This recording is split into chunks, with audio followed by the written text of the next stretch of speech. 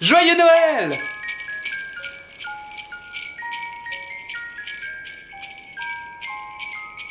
Salut tout le monde, c'est Darchi et aujourd'hui on fait le premier hors-série de la chaîne!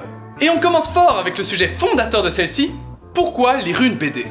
L'industrie du cinéma et de la littérature cartonne depuis un bon moment déjà, alors que la BD, c'est pas encore ça. Je vais donc essayer de vous convaincre de la génialité de la BD en détruisant quelques mythes et idées reçues. Il est temps d'en finir une bonne fois pour toutes. Mythe numéro 1. La BD, ça coûte cher et c'est dur à trouver. On démarre en douceur avec ce mythe plus ou moins faux.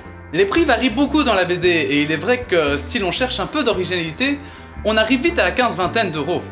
Donc le prix d'un Blu-ray ou encore d'un gros livre. Mais il y a moyen de contourner ça et voici quelques petites astuces. Si vous avez les moyens, vous pouvez toujours acheter les intégrales qui font beaucoup baisser le prix des albums pour les séries. Sinon, vous avez toujours les occasions où vous pouvez faire de bonnes affaires. Et si vous n'avez vraiment pas d'argent, vous pouvez toujours passer à la bibliothèque où ils se fournissent de plus en plus en BD. Il y a même moyen, si vous êtes un flemmard, de les télécharger en numérique sur les tablettes ou sur votre ordinateur. Légalement, bien sûr. Hein? Bon, maintenant que vous n'avez plus aucune raison de ne pas pouvoir vous en procurer, passons aux choses sérieuses. Mythe numéro 2.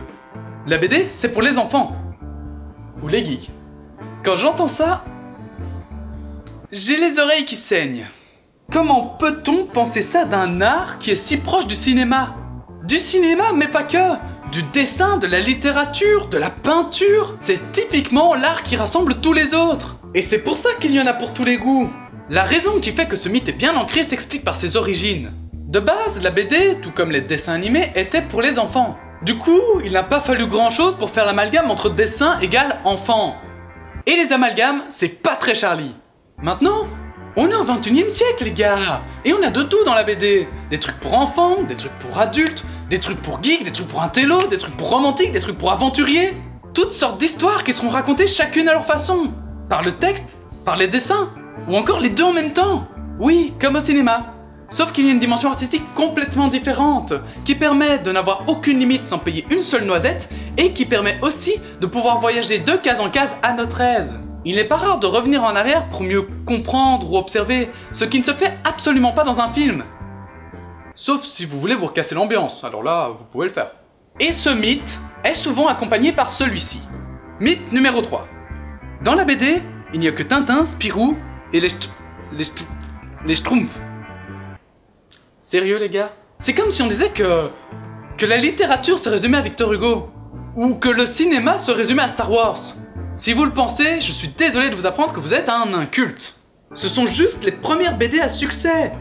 Entre temps, il y en a plein d'autres qui sont sorties et qui sont bien différentes. En plus, la BD, elle a un atout que presque aucun autre média ne possède. La qualité. Non, ne m'agressez pas, laissez-moi vous expliquer. Une BD, avant d'être publiée, doit passer par un éditeur, sans quoi, elle coûte trop cher à produire. Vu que ça prend en moyenne 1 an pour créer un album, il faut savoir investir. Et, contrairement aux éditeurs de cinéma qui laissent passer des trucs comme Sharknado pour faire baisser leurs impôts ou qui peuvent se permettre des flops de quelques millions d'euros, les éditeurs de BD sont beaucoup plus justes niveau thunes. Du coup, ils font attention à diversifier leur offre avec des œuvres connues dont ils sont sûrs du succès et des œuvres inconnues d'une qualité minimale pour qu'il y ait un minimum de ventes et pour trouver un nouveau public. Parce que les BD, c'est pas éternel. Bref, tout ceci nous amène à des trucs de qualité, très diversifiés et originaux. Alors foncez vers cet horizon qui vous est inconnu. Je vous promets que vous ferez un voyage extraordinaire. Tiens, je la note celle-là. Voilà, j'espère que cette hors-série vous aura plu. N'hésitez pas à réagir et à partager afin de montrer que la BD c'est stylé. Et on se retrouve bientôt pour un nouvel épisode. À ciao les amis!